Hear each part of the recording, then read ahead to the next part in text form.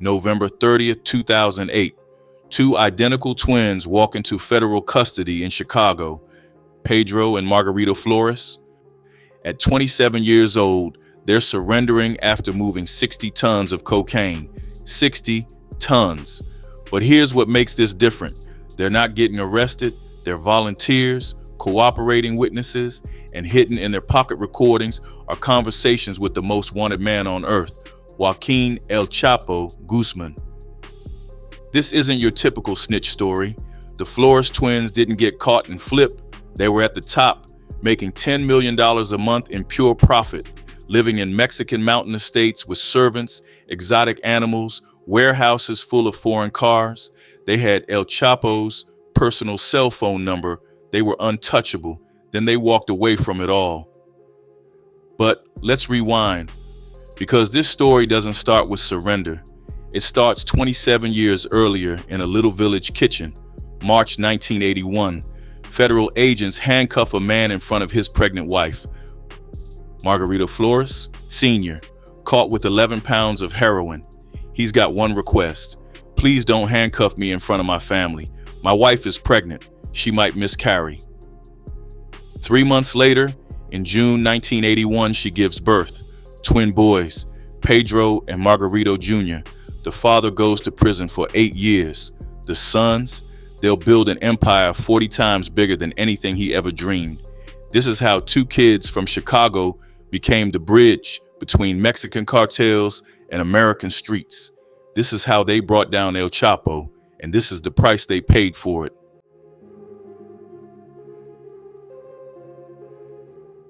Little village, Chicago, South Homan Avenue. The Flores house looks like any other working-class Mexican-American home. But by the time the twins turn 7, they're getting an education most kids never see. Their father's out of prison, 8 years served, and he's got lessons to teach. Picture this, 2 little boys, maybe 60 pounds each, crawling into car engine compartments. Their father's standing over them, patient, instructing. Use your small hands. Feel inside the gas tank. That's where we hide it. The twins learn to extract packages of heroin wrapped in plastic, learn to weigh it on a triple beam scale, learn that this is normal, this is family business.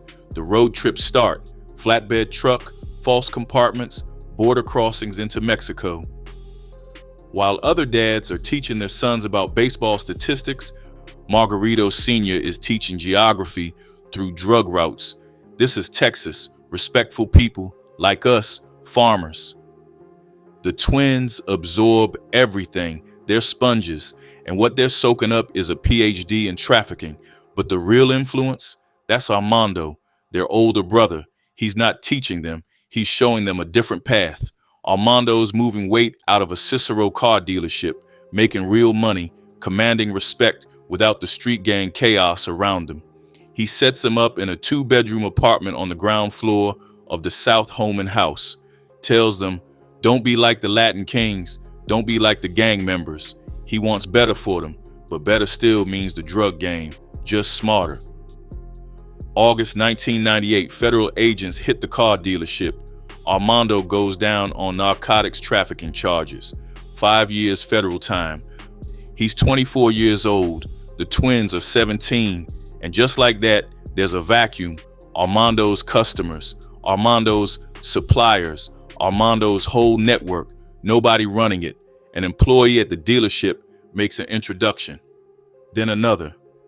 The twins inherit a business they never asked for, but were trained their whole lives to run. Pedro would later testify. In approximately 1998, Margarito and I started distributing cocaine in Chicago. Notice that word, started, like it was a legitimate career path, because for them, it was. They'd been in training since they could walk. By 1999, they're selling wholesale quantities throughout Chicago, multi-kilo loads, moving to Milwaukee, cash stacking. The learning curve is steep, but they've got 17 years of preparation. By age 22, kids who can barely legally drink, they own 5 houses, fleet of luxury vehicles, motorcycles, living like young executives, because that's exactly what they are, executives in an illegal empire. Most people at 22 are figuring out their first apartment. The Flores twins are running a distribution network that would make Fortune 500 companies jealous. And they're just getting started, because between 2003 and 2005, everything changed. Pedro's about to be kidnapped twice. And those kidnappings, they're the moves that put the twins directly across the table from the most dangerous man in Mexico.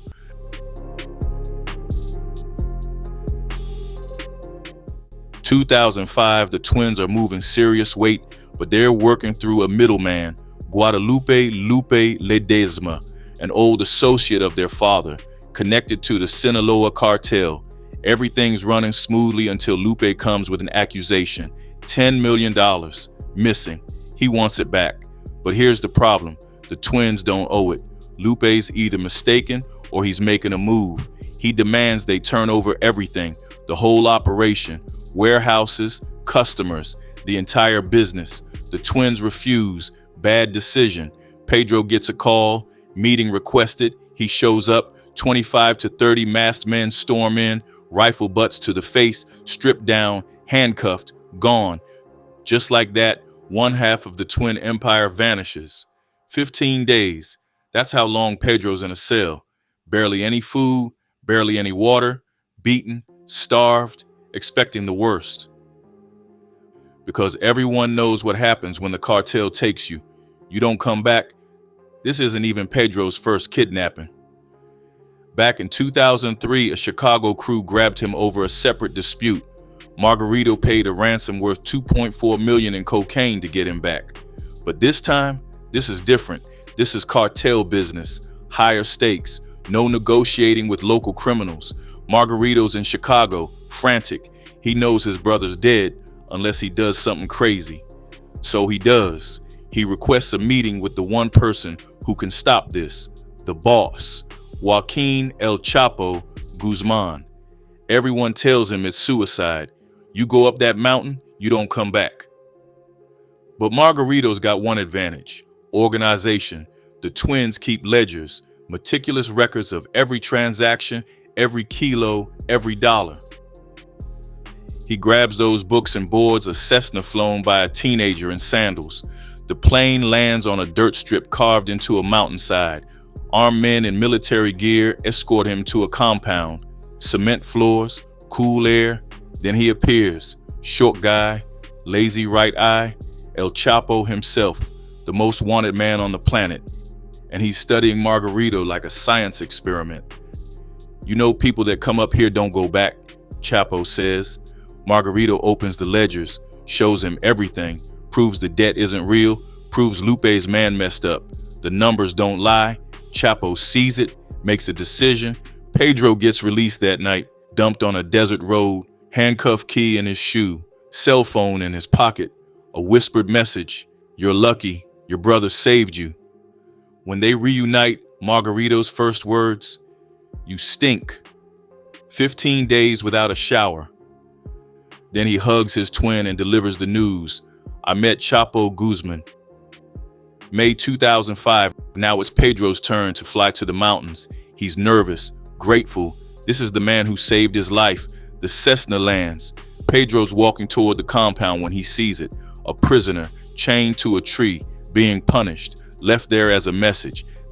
This is what happens when you cross El Chapo. Pedro keeps walking, doesn't ask questions, doesn't look back. Chapo's waiting under a palapa, jeans, t-shirt, 2 walkie-talkies. Casual, like they're meeting for coffee. He looks at Pedro's outfit, jean shorts, jewelry, very American, and cracks a joke. The ice breaks. Later, Pedro brings him a gift: jeans, shorts, and a box that looks like a Viagra package.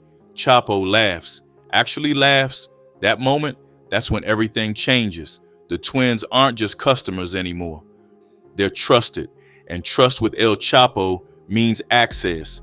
Direct line to the cartel. No more middlemen. No more Lupe. They're about to become the biggest drug distributors in American history.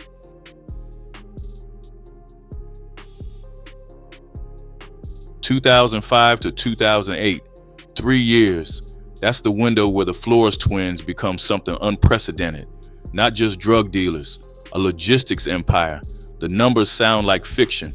1,500 to 2,000 kilograms of cocaine every single month. That's not a shipment, that's a subscription service. 60 tons over 3 years. 60. The DEA would later estimate 71 tons total when you add the heroin. Enough powder to fill 60 million baggies. Street value? Billions with a B. Chicago becomes the hub, the central dispatch center for the entire operation. 30 prime customers spread across the United States. Half the product stays local. The other half, Columbus, Cincinnati, Detroit, Milwaukee, New York, Philadelphia, Washington, D.C., even Vancouver. The twins aren't just moving weight, they're running a distribution network that rivals Amazon. The money flow is insane. $1.8 billion transferred back to Mexico, mostly bulk cash, literal trucks full of currency. Pedro alone estimates he handed over $800 million to Chapo and Mayo between 2005 and 2008. That's not a typo. $800 million in 3 years. The wives would later describe the lifestyle. 10-carat diamond wedding rings, private resorts in Puerto Vallarta, a ranch in the Mexican mountains with dancing horses, monkeys, tigers, a warehouse stocked with foreign luxury cars. "We were living every drug dealer's dream," one said. "We're talking LeBron James money, 10 million a month in profit." But the operation itself, that's where it gets sophisticated. Trucks with hydraulic trap doors, secret compartments built into roofs, drugs hidden among loads of vegetables, shrimp, even live sheep. One shipment literally required paying 10 grand to pasture 150 sheep that were being used as cover. After delivery, the reverse pipeline kicks in. Millions in cash loaded into those same trucks. Freight trains carry it west. The money disappears into Mexico like water into sand. And Chapo, he's playing a different game entirely.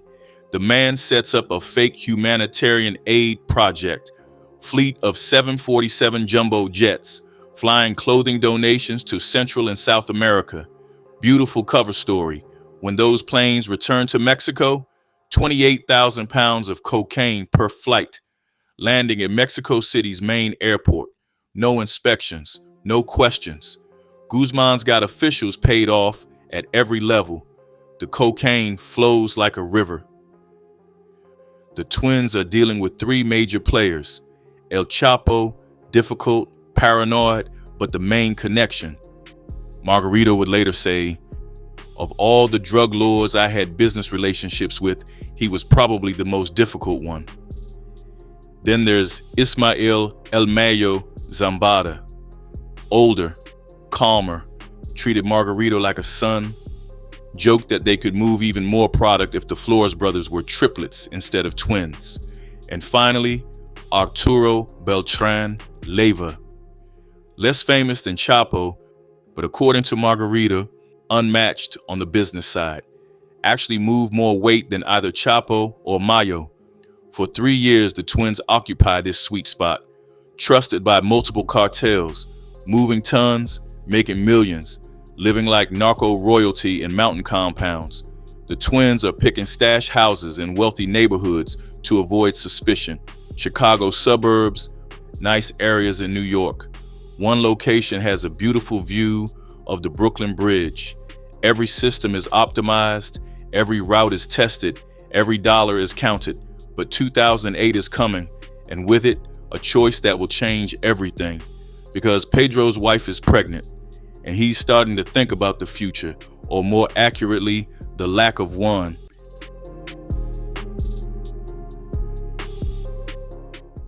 "2008, Pedro's wife is pregnant. Seems like it should be good news. But when you're moving tons of cocaine for the Sinaloa cartel, pregnancy becomes an existential crisis."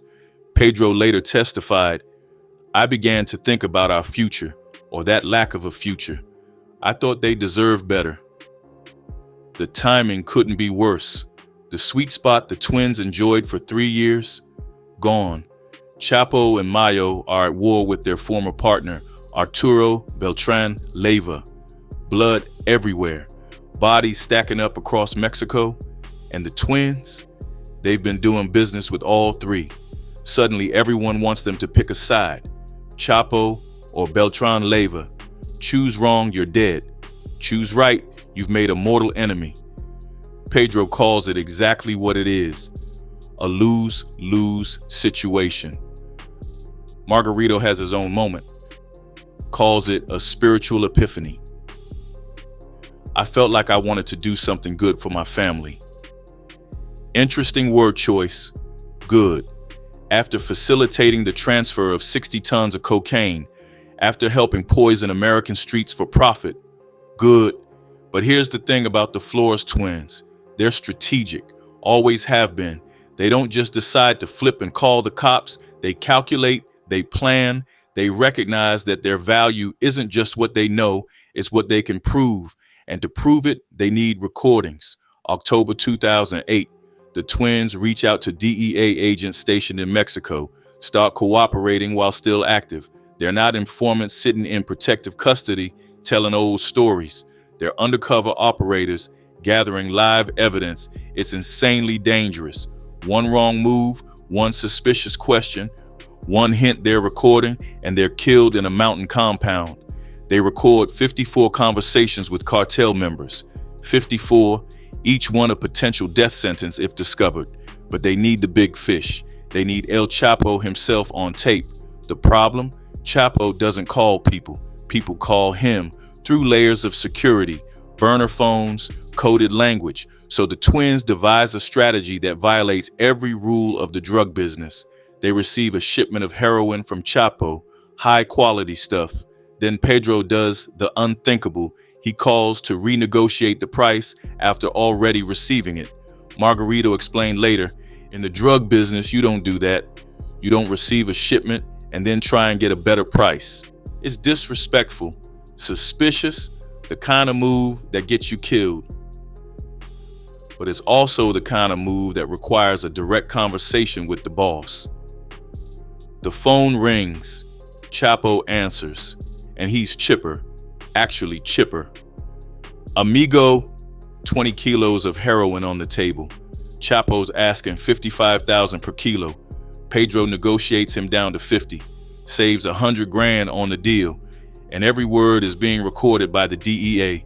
They get him twice, 2 separate conversations with the most wanted man on earth. It's unprecedented, historic, the kind of evidence that makes careers and destroys empires. November 30th, 2008, the twins surrender, walk into federal custody voluntarily, from mountain estates with exotic animals to jail cells with concrete bunks. Their wives would later describe that first night. Here they are sitting in prison, the first night in a prison cell, and they just felt so free. Free. After 3 years of looking over their shoulders, 3 years of knowing one mistake means death, 3 years of being trapped at the top of an empire they can't escape, the jail cell isn't punishment, it's relief. They're alive, their families are alive, and they've just handed the US government the ammunition to take down the biggest drug cartel in history. But freedom comes with a price, and that price is about to be paid in blood.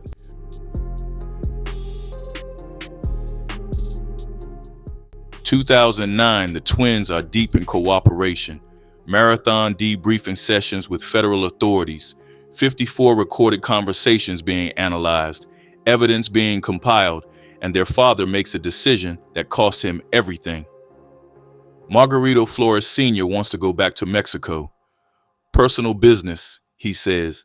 His sons beg him not to. Federal handlers issue stern warnings. Everyone knows what happens to the families of cooperators. The barbarism of the cartels is legend. But the father goes anyway. Within days, he's gone, kidnapped. His car is found abandoned in the Sinaloan desert. Note on the windshield. The message is clear. His sons are rats. Keep quiet or you're next. The body is never recovered. Margarito Flores Sr. is presumed dead, murdered as retribution for his son's betrayal. The twins get the news in the middle of their cooperation sessions. They could stop, walk away, refuse to testify further, but they don't. They keep going because stopping now means their father died for nothing. The impact is massive. 2009, indictments against 54 defendants, Chapo, Mayo, Beltran Leyva, their sons, their brothers, their lieutenants, even members of the Flores twins' own Chicago organization.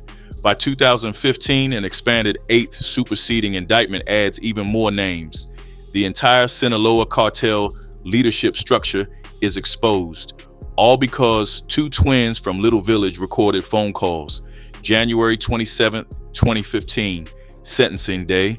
The twins are 33 years old now, been in custody since 2008, 6 years in witness protection, 6 years in segregated housing for their own safety. Today, they face Judge Ruben Castillo.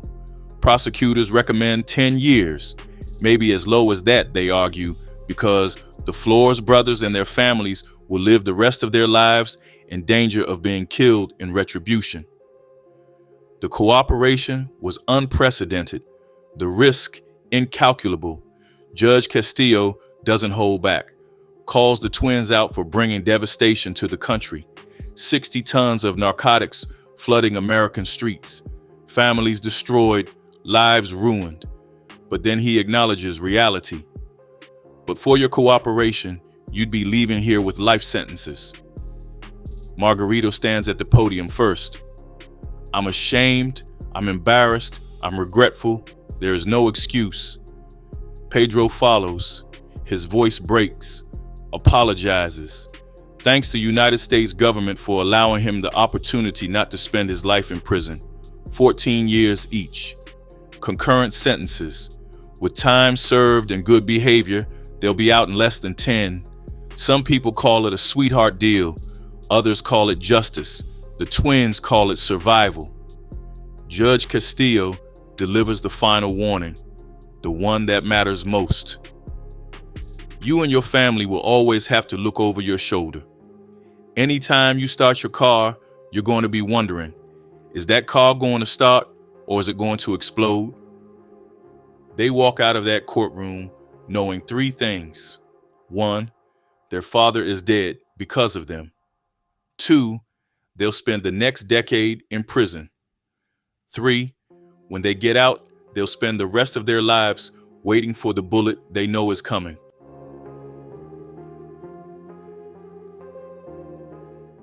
December 2018, Brooklyn Federal Court. The trial everyone's been waiting for. United States versus Joaquin Guzman Loera, El Chapo himself, and the prosecution's star witness, Pedro Flores. He walks into the courtroom wearing Navy prison scrubs and a wedding band, soft-spoken, testifying in English, unlike the other cooperating witnesses who needed translators. The jury leans forward. This is the man who recorded El Chapo, who walked into the mountain compound, who moved 60 tons of cocaine and lived to tell about it. 3 hours of testimony. Pedro describes everything: the warehouse network in Chicago, the stash houses deliberately chosen in wealthy neighborhoods because nobody suspects the nice areas. One location had a beautiful view of the Brooklyn Bridge. Ironic, considering where he's testifying now. He explains the routes, the systems, the freight trains carrying millions in cash back to Mexico. 60 tons total, 38 tons belonging specifically to Chapo and Mayo. The numbers hit the jury like a freight train themselves. This isn't some mid-level dealer talking about kilos. This is industrial scale trafficking, billions of dollars, decades worth of narcotics flooding American streets. The defense tries to attack his credibility. He's a convicted felon, a liar, a snitch trying to save his own skin. But the recordings don't lie. The ledgers don't lie. The meticulous documentation the twins kept, that doesn't lie either. The jury deliberates, comes back with a verdict, guilty on all counts. Joaquin El Chapo Guzman is sentenced to life in prison plus 30 years. No possibility of parole. He'll die in a concrete box in Colorado, ADX Florence. Supermax, 23 hours a day in solitary confinement. The man who escaped Mexican prisons twice, who built tunnels under the border, who commanded an army, who made billions. Brought down by two twins from Chicago with a tape recorder and a conscience that came way too late. Pedro walks out of that courtroom knowing he just sealed El Chapo's fate, and in doing so, sealed his own, because every cartel soldier watching that trial just added the Flores twins to their list. The target on their backs just got bigger.